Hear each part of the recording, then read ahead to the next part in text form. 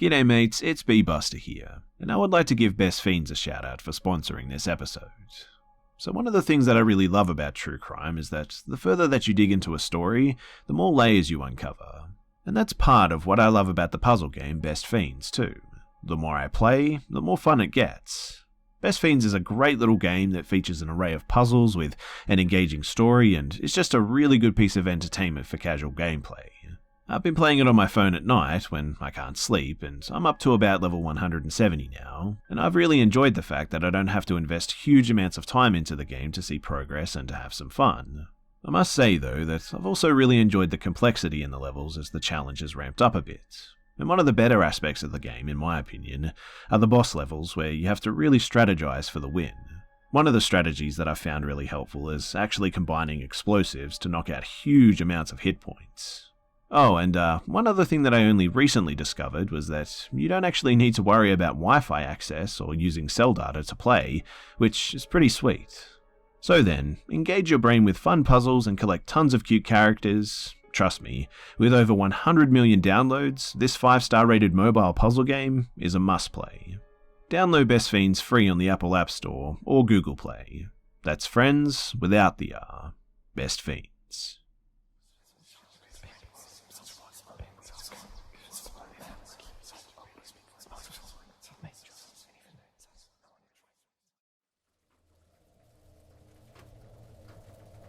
So this happened yesterday. My brother and I went for a hike to stave off cabin fever from self-isolating. We chose a pretty remote trail to lower the risk of coming into contact with other people. I was walking ahead of my brother, and the gravel on the track was making our footsteps sound pretty loud. Deep in thought, I was listening to the rhythm of his footsteps behind me. About 20 minutes in, I start hearing other footsteps starting off faint and getting louder until they were the same pitch as his, but they were much quicker, like a running rhythm.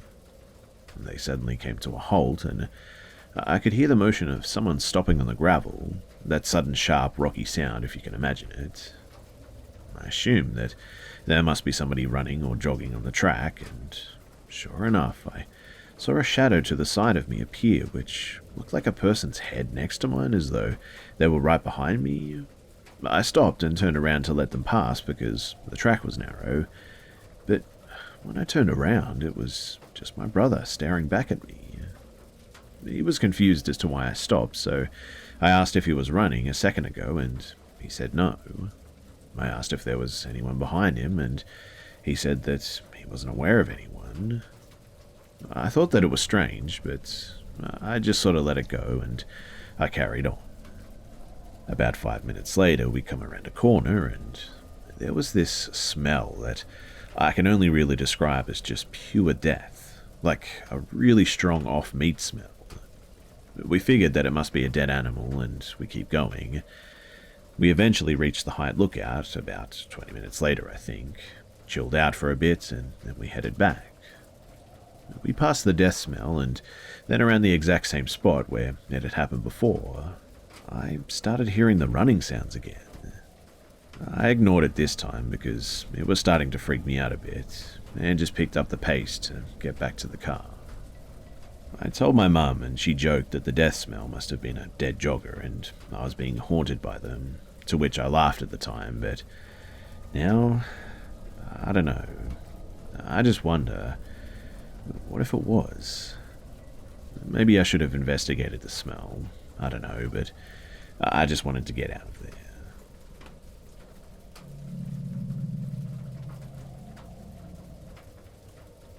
So I'll start with a little bit of background detail. I live in the UK and have family in a small town, which is about a 20-minute drive away, I would say, from where I am. The family that live in said town are my dad's first wife and my half-brother and their families. We all get on rather well, and I visit them quite often, in fact. When not in the current self-isolation, that is.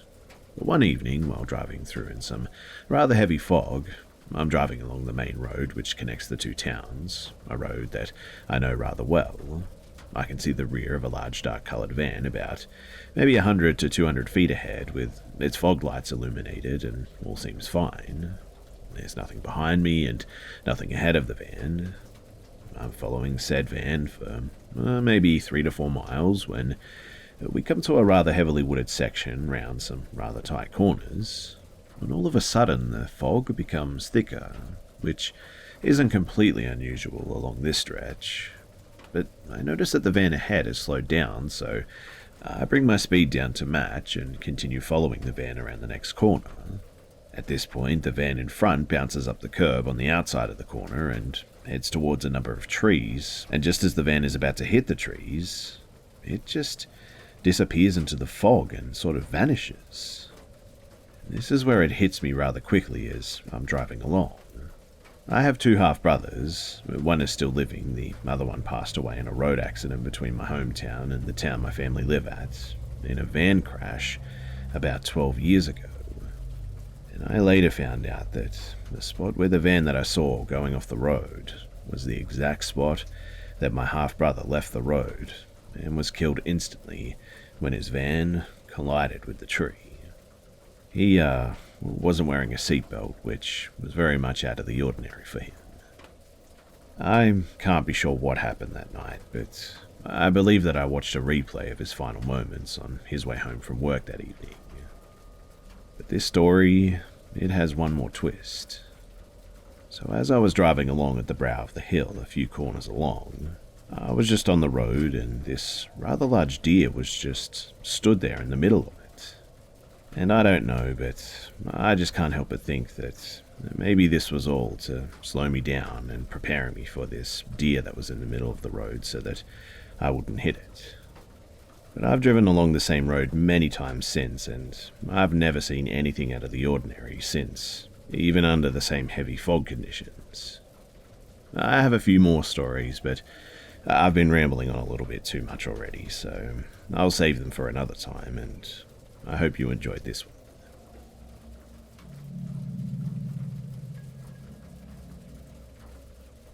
Hey guys, so I'm sort of looking for some advice regarding something strange that happened the other night with my girlfriend. So, I've always had a strange feeling that I'm being watched by something in my girlfriend's house. For example, the light will flicker when I'm alone in her bedroom, and has actually blown 3 times while it's just me in the room.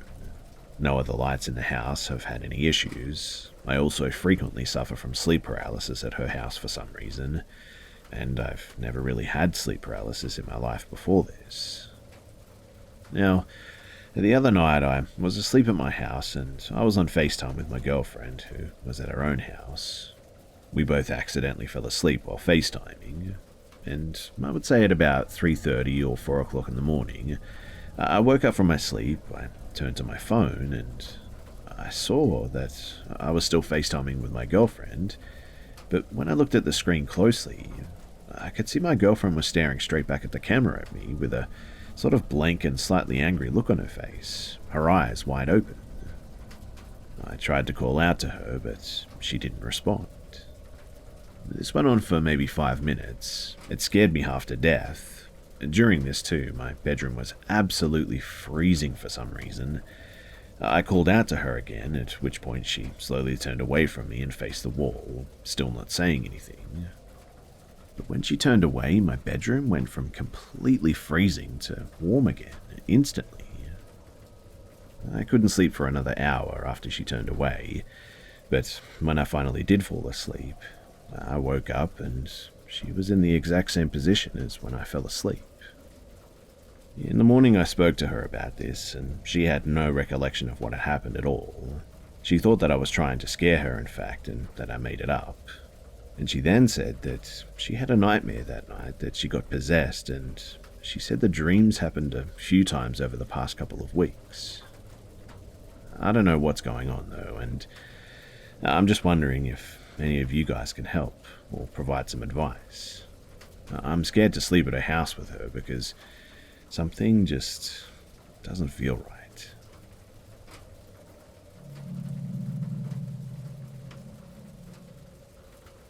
I have a story from about 2 years ago that really captivates me to this day. When I've told this story to close friends, they tell me it's straight out of a movie, and I really can't disagree with that. So this starts when I finished my first year of college in the Bay Area. I worked my butt off in school, and I just wanted to have a wild summer, and I would do anything that I could to get out of the house. My cousin he's my best friend, and we basically did anything and everything together. When there wasn't anything to do, we would just take walks together around my rural neighborhood. I always lived near this old hospital, which used to operate as the biggest trauma unit in my area. And sometime when I was in high school, they shut the hospital down due to unknown reasons. It basically just sat there rotting for a few years before we found it. And one day my cousin and I were drinking a cold one, taking one of our routine walks, and we just ventured away from our usual route through this peaceful random field. We stumbled across this huge parking lot after making it out of the field, but it didn't hit me right away that this was the old hospital's parking lot that we found. We made our way through the lot until we saw this massively grand building just standing outside of the lot.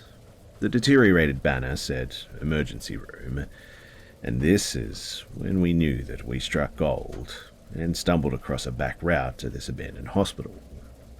We knew of this place, but we'd never been there. We hadn't heard of any weird or outlandish urban legends or anything, nor had anyone that we knew been there before us. So we pushed forward and checked the perimeter.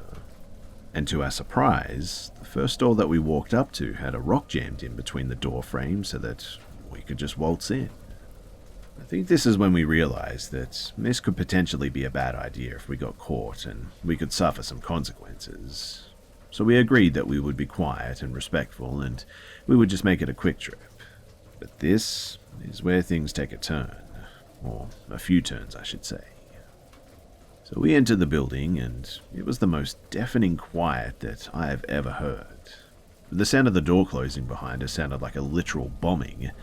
And once the echo stopped from the door, it dawned on us too that this place was really creepy. We walk slowly, but the floor is covered in glass, which makes even the smallest steps sound like Bigfoot lumbering around a library. We find a patient room, which still has a bed inside. We stop at the doorway to look inside because the floor looks sketchy. And out of nowhere, from around the corner, we hear the faintest, slow drawn-out whistling. I have never in my life stopped what I was doing so suddenly as well. I just stare wide-eyed at my cousin because even a whisper sounds like yelling in this place. We both have our feet planted to the ground because if we move, those two will make ourselves known. At this point, we both assumed that there could potentially be a squatter or a guard of some sort. My cousin hand gestures to me that we have to leave, and we can't just stand here because the whistling was obviously not going to stop at that point. We turn towards the opposite side of the corner that the whistling is at, and are tiptoeing out to a perfect science almost.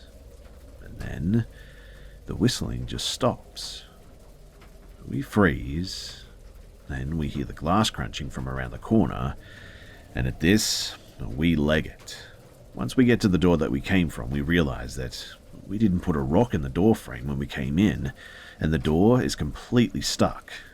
As we're desperately trying to get this door to open, the glass crunching is now running. We hear the glass crunching until it sounds like it's dangerously close. I'm horrified. We turn around to try another door, and the noise of the glass is literally right in front of us, but there's just nobody there. No one. We book it to another door that says pharmacy and peel open the door. The pharmacy is completely empty except a single perfect placed and aligned landline phone plugged into the wall. The phone is off the hook and is making a dial tone as well, which was weird. The whole thing was perfectly lined up and centered with the whole room, and I've never seen anything like it. The dial tone was so loud in such an empty place that we could actually hear it as well. But the strange thing is that there wasn't any power throughout the hospital, so how the heck was it working? I was in complete shock, so we just ran further and eventually we found a way out. We left and we never went back. After this, I actually heard of some other kids going there at night.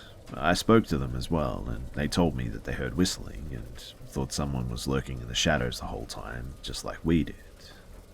They never did find the source of the whistling, just like we didn't. But it truly was one of the freakiest experiences that I've ever had.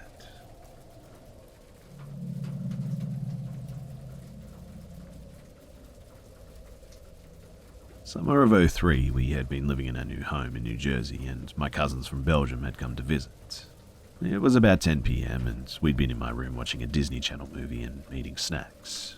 The younger girls, my sister and my younger cousin, had fallen asleep, so my older cousin MJ, female, and I decided to go to the den where the boys were, my little bro L and two cousins N and J.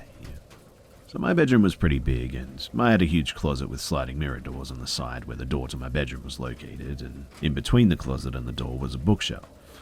Facing the door was my queen-size bunk bed that was laying with the sides facing the windows, looking out towards the front of the house and the lake. There was a desk and a computer against the wall between the bed and the mirror closet. The television was on the wall opposite to the desk, and there was a library nook that could be seen from the bed that bent off from the wall where the TV was.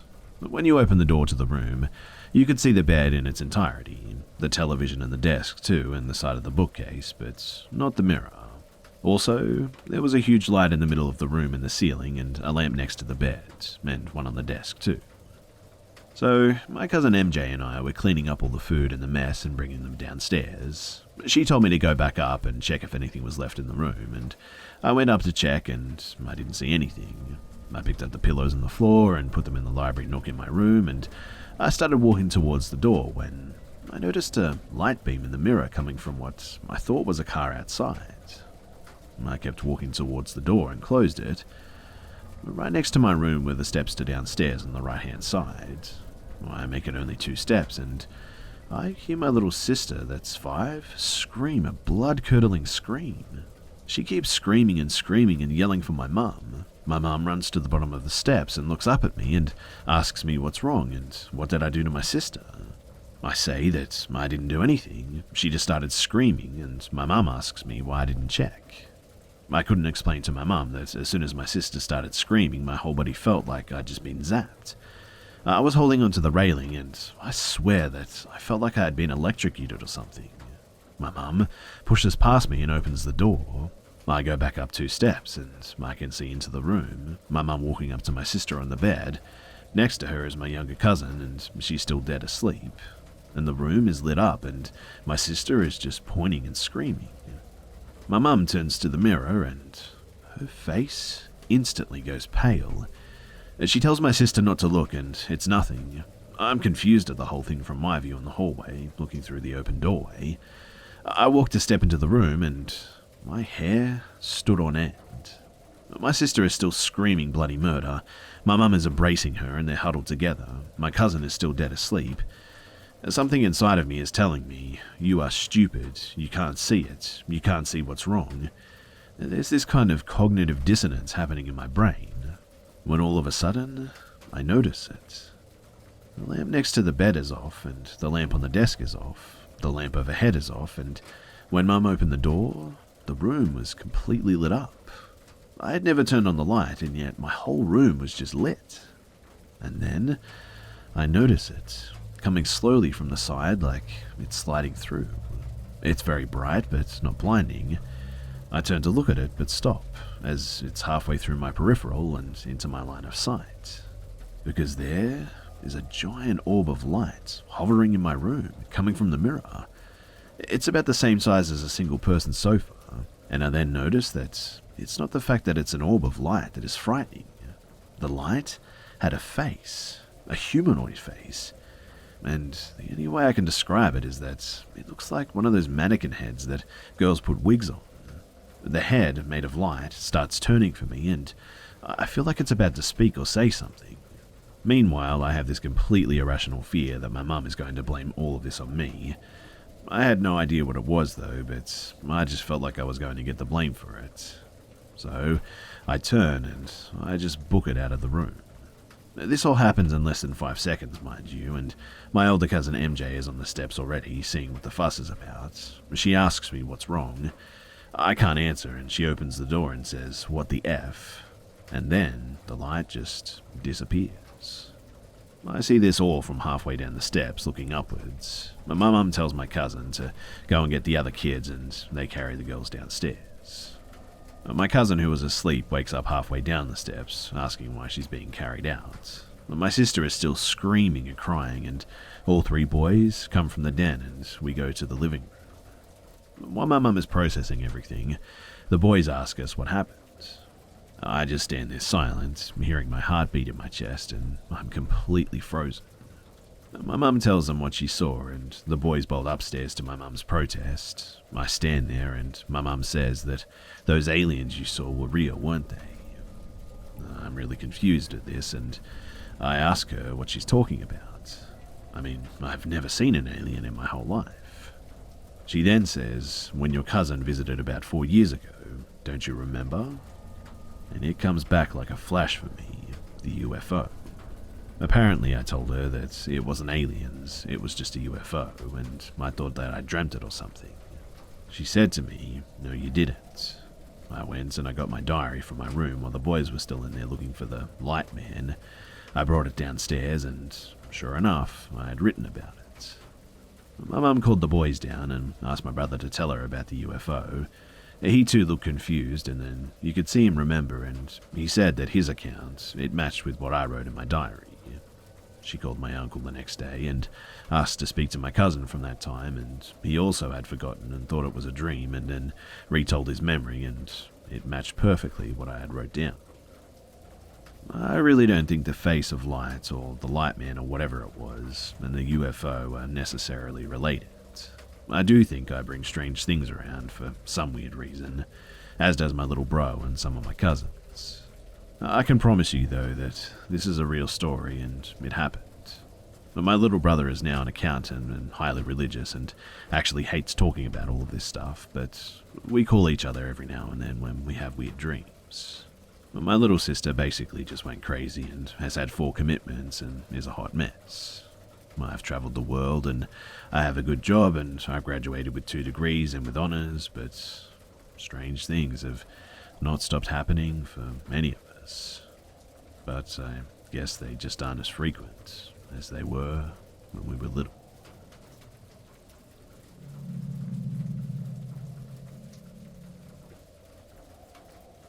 So my friends and I go camping a lot, and my favourite place is in Red River Gorge, Kentucky. We go there often, and I've been there ever since I was an infant. I'm 28 now, married with a kid, and still go, and it's the closest place to where I live where you can see the Milky Way pretty much every night. It's perfect for stargazing, and I've seen a shooting star every clear night that I've been there, which is wonderful. And when we go without our kids, we'll do a bit of a night hike to get a good lookout point and stargaze for hours. So, our first experience as night hiking, we would go to trails that we knew well and we used frequently during the day. Ones with log fences and gazebo resting places and whatnot. The most used trail is a trail in the Natural Bridge State Park that leads up to the Natural Bridge.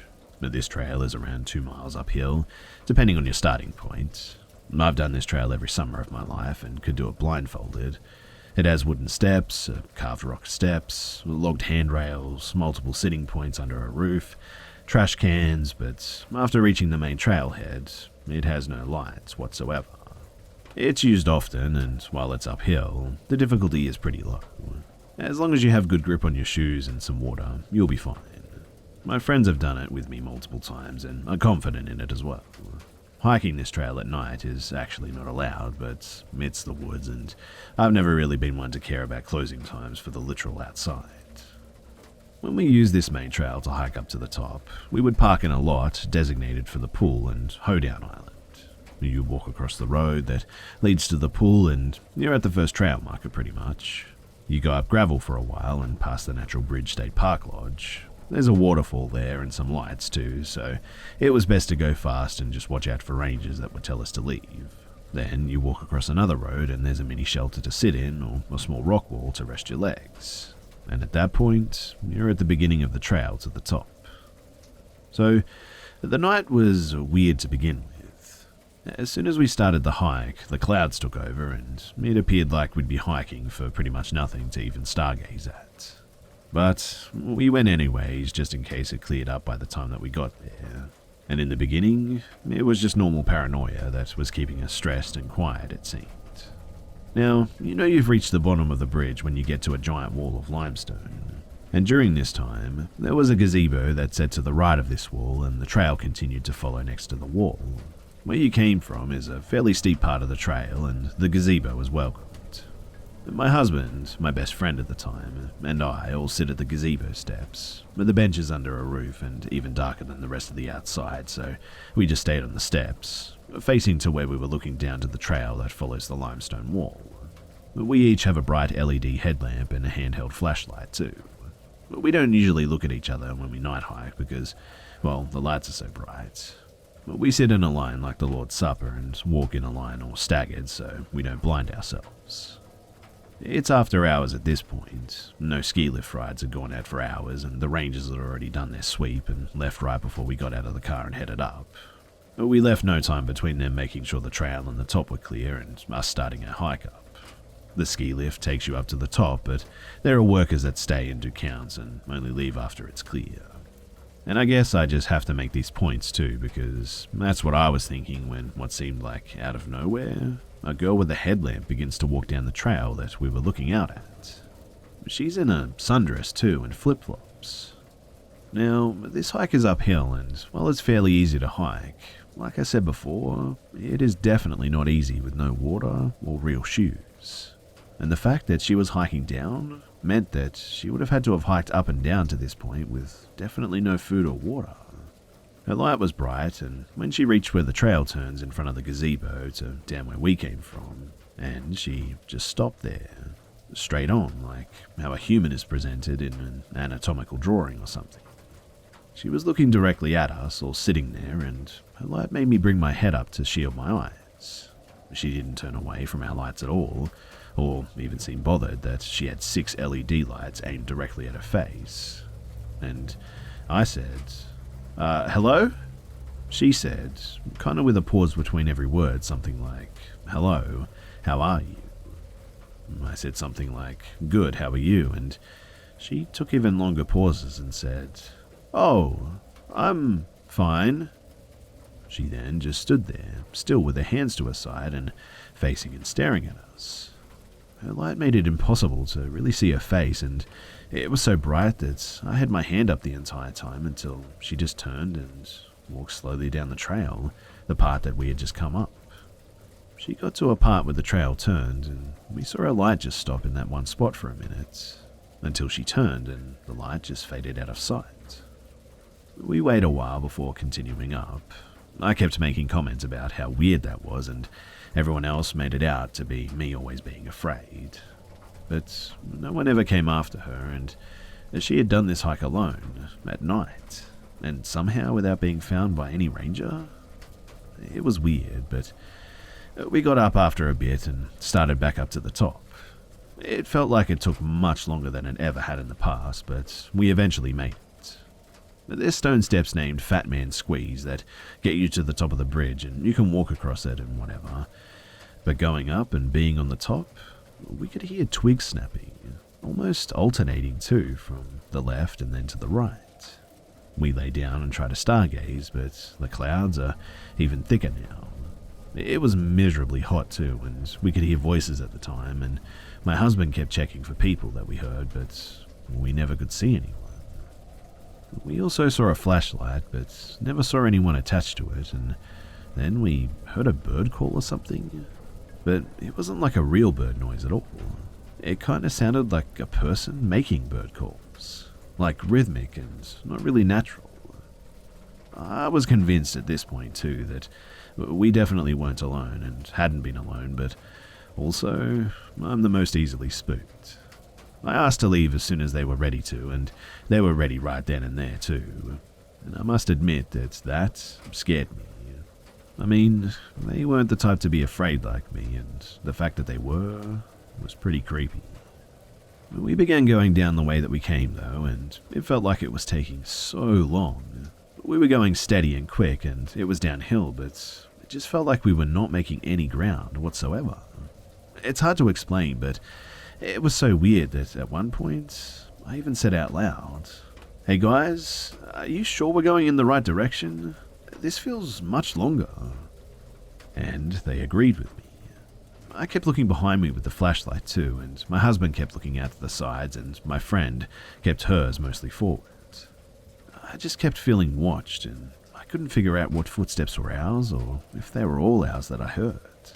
I would turn in the direction of any noise, but I wouldn't see anything. And when my husband was walking, he kept saying that he was catching eyes in his flashlight. Usually you can catch raccoon eyes spying on you or some animal like that. But he was afraid that it was maybe a bear or a big dog or something. And he never got his lights on whatever eyes that they were long enough to see an animal size or shape, so he wasn't quite sure. So next, we're hiking down this semi-flattish area, compared to the downhill hike that we've been doing at least. The log fence or the handrail, or whatever it's called, is on our right side. We're in a row, walking within reaching distance of this barrier, and my husband just suddenly stops walking altogether and says, "What's that?" But the question is more like an alert, and I move my headlamp in that direction, and I don't see anything at first. But then, both of his lights catch a shape, and then my headlamp catches it too, and I move my headlamp to center it, and I catch it while my friend simultaneously finds it in her headlights as well. All 6 lights shine onto, and kind of reflect off of a light grey creature. It is bent in a crouching position, kneeling on its right leg, and just starts turning towards us. And it slowly starts to stand, and my mind is racing still. It looks human, but it's way too big. People mistake human shapes for what's actually bears in the woods often, but this thing was super skinny. It's thin and big and almost white, so it's kind of like light grey, and its skin resembles dolphin skin or something. There's a shine to it as well, and our lights get reflected a little when they're on it.